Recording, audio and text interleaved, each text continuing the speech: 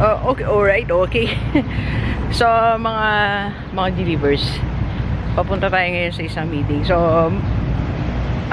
bago ka magnegosyo, dapat matuto ka muna sa mga planning stage, okay? Sa planning stage ng yung business. Like, kung meron kang gagawin na isang concept, like, kung meron siya mga technical aspect na hindi mo kaya, so, try to do leverage, right?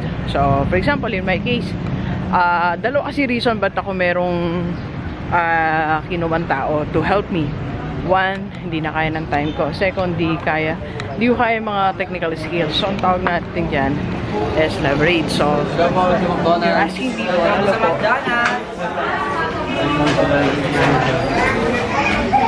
po? Huwag tayo mag-discuss.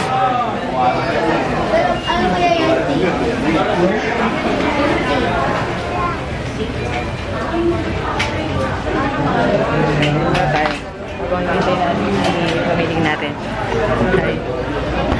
Order ka na ba? Mag-share lang po.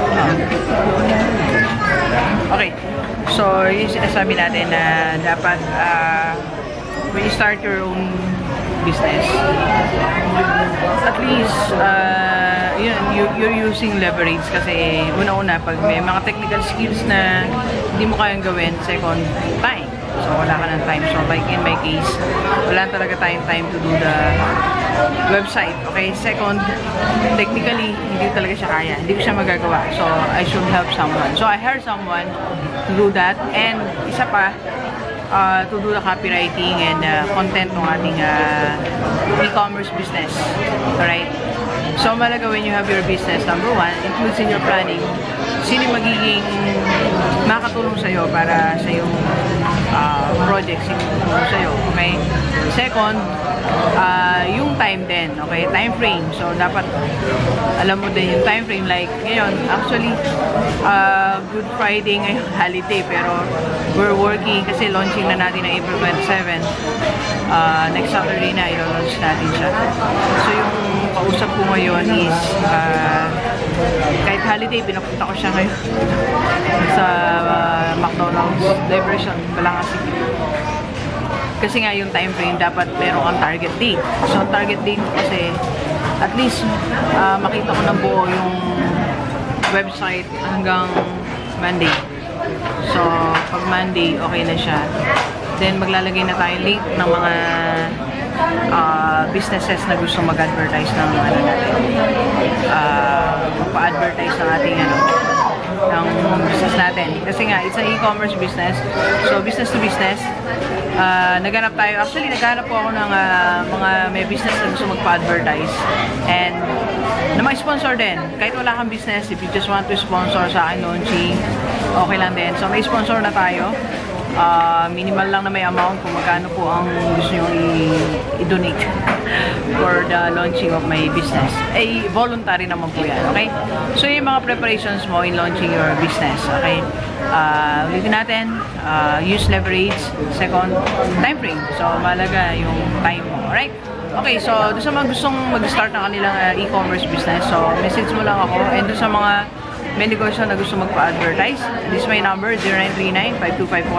0939-5254-311. Alright, or sa aking FB page, Dr. Gigi Dishonga. Okay, so, see you April 27, launching ng aking business, e-commerce business. And, sa April 27 din, Ma'am Madela, sa April 27 din ano din natin, first training ng how to become the next rockstar speaker. Yan. So, may training program tayo, yung mga gusto mag-avail. Yan. Pwede kayo sumabay, April 27. And May 4, nasa SM North tayo, Ma'am Madela. Kasama ko, hindi niya alam, no? SM North, May 4, meron tayo co-coach na OFW, plus tutuloy na rin tayo Makati sa IMG. Yan. So, plus pupunta na rin tayo sa kay Sir Pocholo, Voice Master. So, interview natin siya. Right? And soon, this May, Ma'am Madel, ikaw pala yung unang makakaalam nito, ha? Sa May lolaunch ulit tayo. Kasi gusto ko monthly, may nilolaunch ako, Ma'am Madel. Like, March, nag-launch ako ng dalawang business natin, Overrun and Bait Life. Okay? So, ngayong April, yung e-commerce business natin. And May, magkakaroon tayo, idea pa lang siya, pero parang gusto kong magkaroon ng power box. What is power box? May nyo na malalaman. Magugulat kayo sa concept. Actually, ginaya ko yung concept ni Ty Lopez. So, di ba may mentor box si Ty Lopez?